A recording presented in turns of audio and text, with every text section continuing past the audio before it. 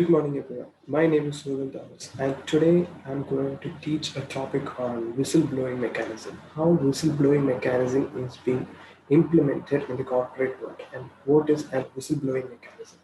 So, without further ado, let's get started. Now, before studying about whistleblowing mechanism, we need to know what is whistleblowing mechanism, right? The definition, the term.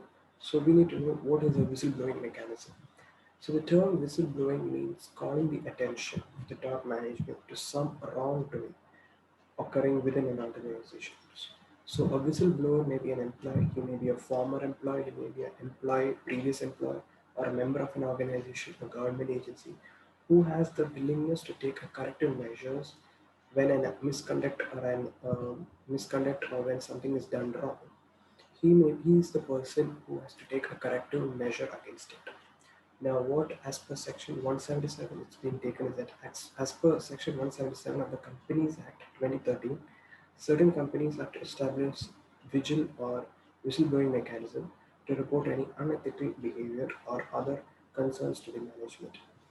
So, as per this section, that is the section 177, certain companies they have to establish the whistleblowing mechanism because if in an organization, if something unethical happens or if anything fraud happens, the whistleblower is the person who has to report it to the top management.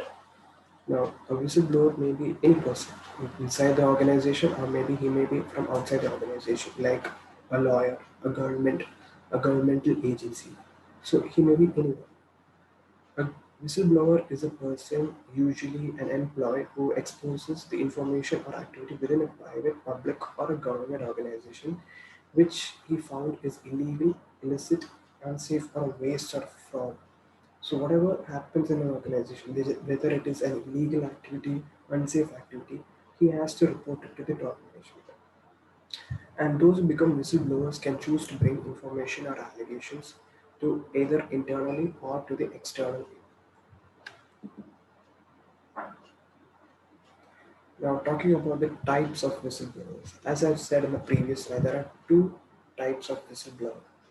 There is an internal whistleblower and an external whistleblower.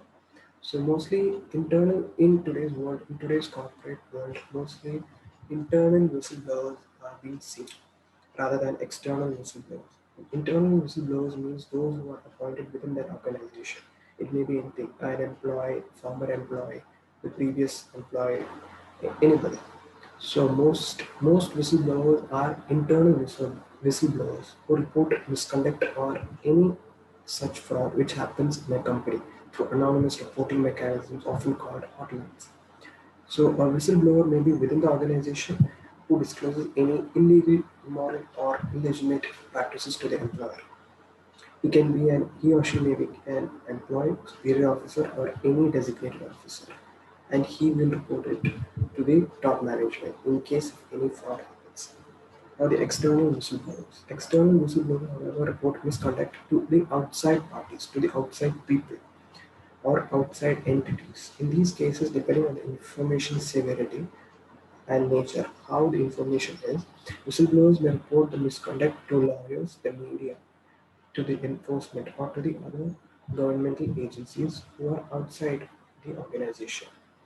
And in these cases, in some such external whistleblower cases, they have been encouraged by monetary award. So whoever reports these kinds of illegal activities, they will be awarded some monetary funds.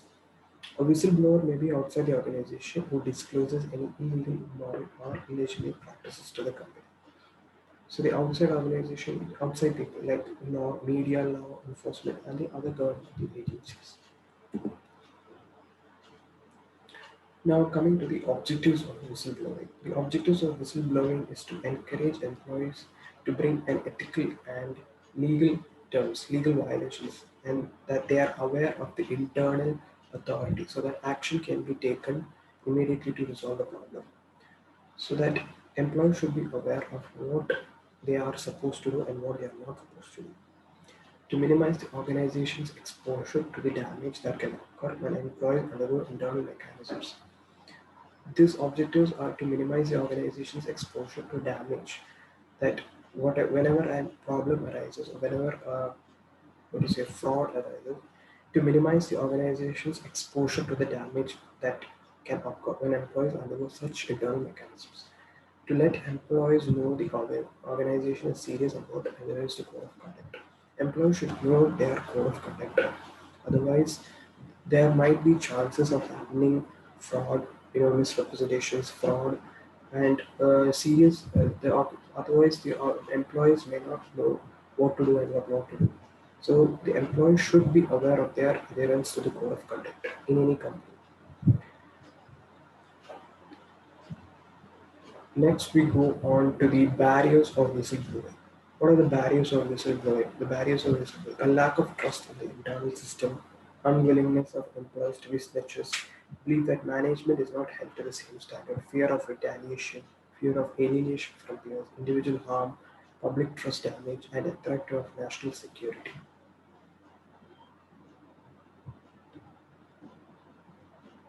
Now, how to create a whistleblowing culture? How do we create a whistleblowing culture in an organization? In a corporate world, we need to know this. How to create a whistleblowing culture? So, first step, create a policy. It's a must step. You have to create a policy which states that the code of conduct for an organization, so that the employers know what are the things they have to do and what not they shouldn't do, and get an endorsement from our top management. You have to get that code of conduct sanctioned from the top management. You have to publicize the organization's commitment, and the person, the whistleblower, has to investigate and follow up on each and every employee that whether they have been adhering to the code of conduct. Assessing the organization's internal whistleblowing system. Now, whistleblowers who may be at risk from those they are exposing are now using encryption methods like and anonymous content sharing software to protect their identity. So whistleblowers may also be at a risk. So for avoiding that risk, they are now using encryption methods or anonymous content methods like software to protect their own identity also. So as we can see, this is the process of how a whistleblowing mechanism is there in an organization. As you can see, the first step is employee director. He is the top management person. So he raises a concern. He raises a concern to the compliance officer. Now, what the compliance officer will do, he will have to give an inquiry, initial inquiry, or he has to give an investigation to the investigator for further investigation. And then what he does is he has to give it for he has to take upon the disciplinary action and preventive measures if the concern is proved.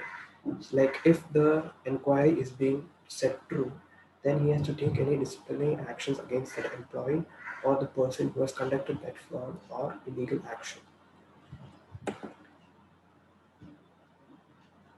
Now, as I said in the previous slide, uh, there's a legal protection for whistleblowers, not only to the employees, not only to the organization.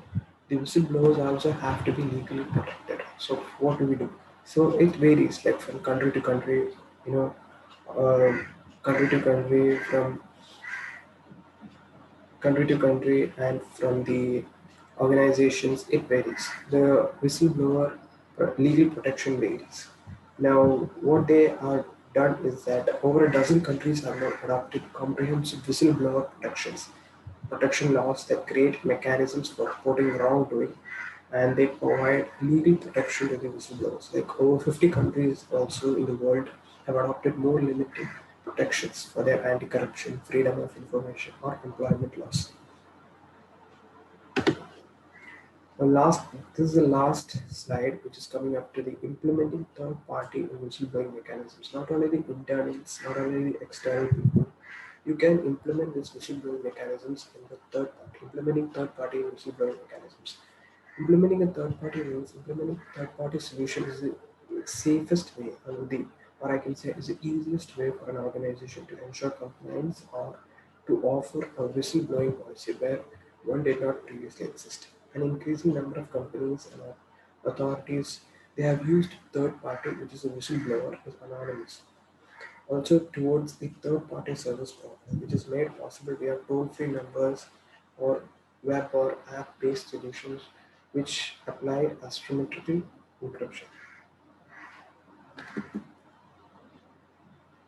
So this was the presentation on whistleblowing mechanisms and how whistleblowing can be implemented, what are its functions, how it is being implemented in the real world corporate world. Thank you.